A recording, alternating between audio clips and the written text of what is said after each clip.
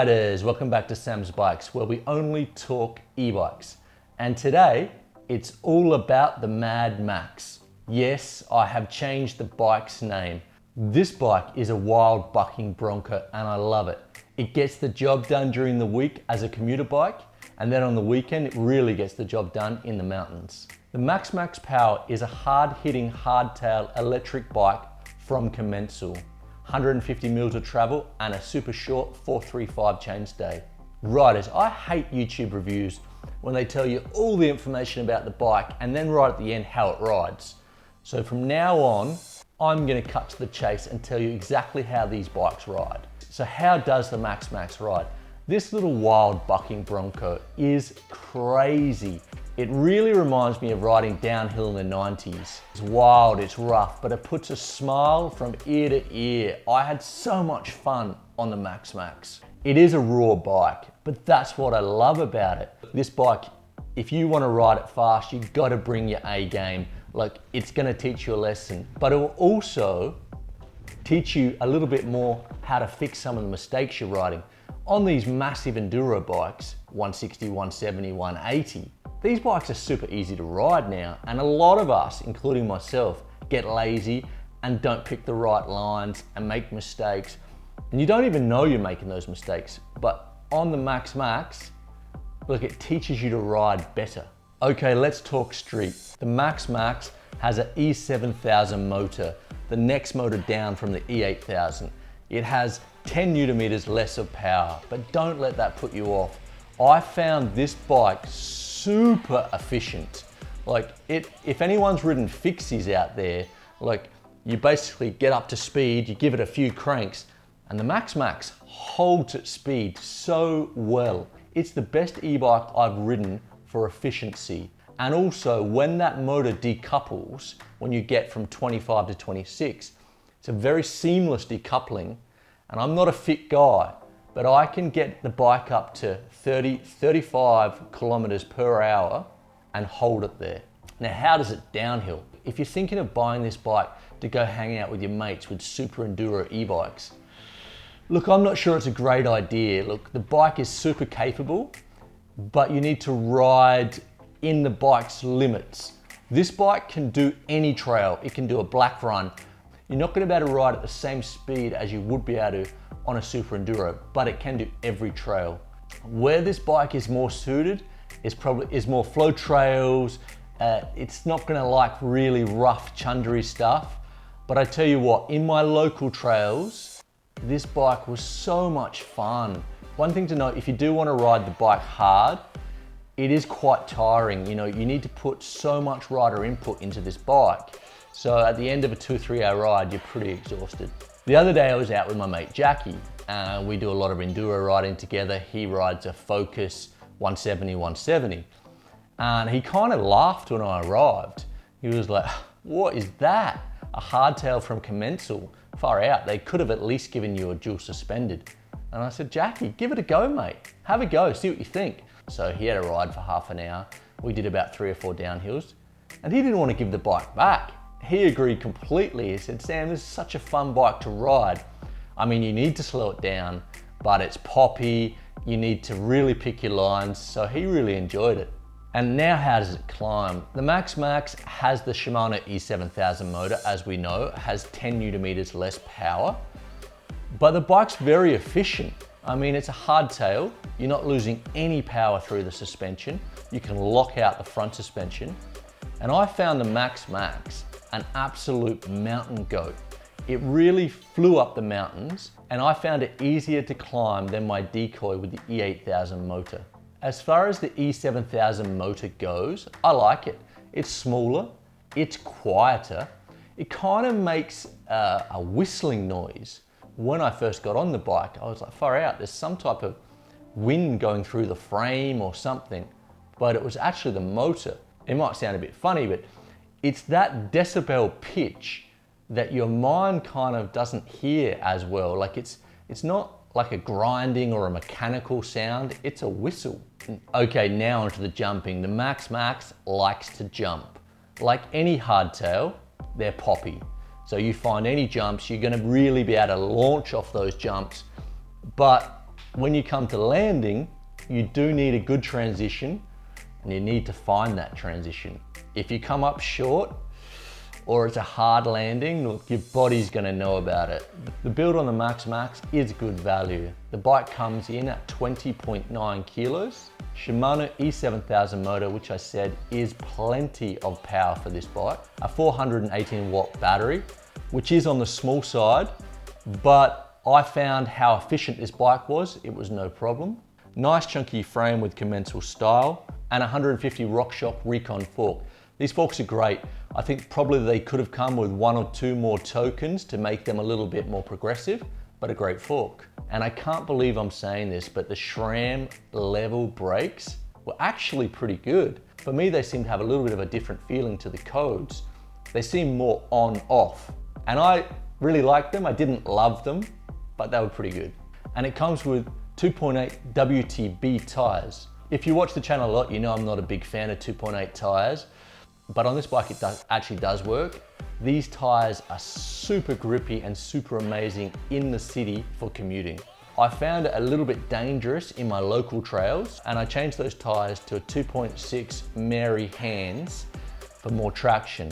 I found much more traction in the mountains, but also with the 2.6, the bike rode a lot harder. If I was gonna keep this bike, I would probably go for a 2.8 tire and just try and get a little bit more traction on those edge knobs. The gears are done by SRAM, the Eagle 12 speed, and these gears are super buttery. Look, on my decoy, I ride the SLX and it's chalk and cheese, there's no comparison. The one thing the Max Max doesn't come with in the build is a dropper. And I kind of understand that because it's designed as a commuter / mountain bike. And for a commuter, I mean, it's probably the first thing if you lock that bike up outside or even in your office garage, it's probably the first thing that would get stolen. So I do understand why they haven't fitted it, but if you're gonna do a lot of mountain bike riding and not lock it up outside, then it would be a good option. And the range, we've got a 418 battery on the Max Max. And the range is a really difficult thing to talk about. Everyone asks, how many kilometers can I get? It's impossible to say. How heavy you are, how much rider input, the terrain, how steep the mountains are. But from what I've been riding, I found the Max Max to be very efficient. And I was doing between 3 and 4 hour rides. It wasn't very steep. I reckon you're gonna get 2 to 3 hours in mountain stuff, like steep terrain, and sort of cross country, trail, up, down, sort of everything in between. I think you're gonna get around 3 to 4 hours out of that battery. Now, a very important part, how does she look? Look, personally, I love the look of the Max Max. I think she's a really cool looking bike with a chunky frame. It really does look like a Commencal. A few people on the comments said I would never buy an external battery on an e-bike these days. And look, I started thinking about that and I kind of disagree with that. I don't think it looks that bad. Obviously an internal one looks better, but we need to think about the functionality of this bike. This bike is designed to be a commuter / mountain bike. So I can take this battery off with the key in 1 second. And on my decoy, I need to undo 2 bolts, then keep those bolts in a safe place or bolt them back into the frame. So for me, if I'm buying a commuter / mountain bike, I want an external battery. And another thing I want to talk about is the battery charger. Look at the size of this. This is perfect to put in your backpack. We're all busy. We've all got loads of stuff we've got to take with us daily. So a small charger is a massive bonus. Now let's talk about size and geometry. The Max Max comes in 4 sizes, small to extra large, and a 24-inch for the kids. I was riding a large with a 446 reach. Look, when I first looked at those numbers, I was kind of like, wow, that's a pretty short bike. But it actually makes sense because, I mean, it's a commuter / mountain bike. You don't really want to be completely stretched out. I found the sitting position quite nice and I didn't feel like it was too small for me. I was riding it for how it was meant. I mean, if you are the type of person that likes a long bike, then I would definitely size up. Okay, my favorite part, who is the Max for? Look, I believe there's a perfect e-bike for everyone. I really hate seeing people, in my opinion, riding the wrong bikes. So who's the Max for? I think the Max is for someone that is a little bit e-curious. And what I mean by that, someone that is heavily invested in their enduro bike or their downhill bike or both, and kind of wants to test the water before making a massive investment on an e-bike. And someone that's looking for a weekly commuter and also a mountain bike to ride on the weekends that's not embarrassing. A lot of these commuter bikes are really ugly. Someone that lives in a big city like New York or London, like I used to back in the day, I used to ride fixies in London, and man, that was dangerous because there were so many potholes, taxi drivers trying to take you out. I think this bike would be perfect for London or New York. You got big fat tires to look after those potholes.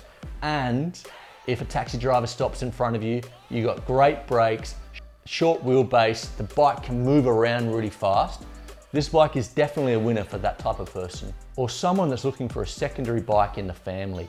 You know, maybe your wife wants to get into it, or your son, or your dad.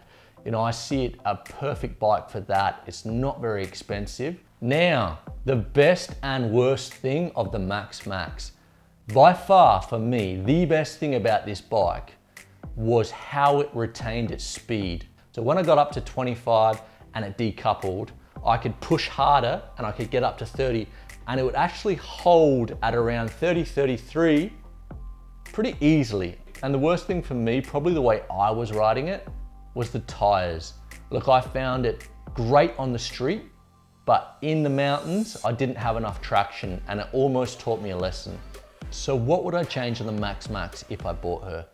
Look, I'd probably change the tires, just give them a little bit more tread on the edges, making them better for city and trails. And look, I wouldn't lock my bike up outside, so I would put a dropper on it. Now, the $1 million question, would I buy the Max? If I was living in London or New York again, like I did 10 years ago, I would definitely buy the Max. I think it's the perfect commuter for a big city. You can have fun on the bike, and also you can get around really fast. It's not overly expensive. My final thoughts on the Max. This is a seriously fun, capable bike. Don't try and override it. Don't try and take it down crazy enduro tracks and keep up with your mates.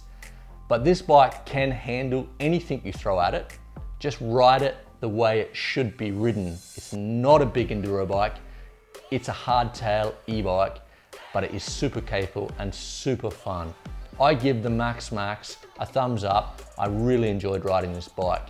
And riders, if you have any questions, please hit me up. If I don't have the answers, I will reach out to Commencal and get back to you. And I really want to say a massive shout out to Commencal for lending me the bike. And I also want to have a massive shout out to you guys for watching the channel and supporting the channel. If you haven't subscribed to the channel, please do so and share it with your mates. It really means a lot. And stay safe out there, and I'll see you next time.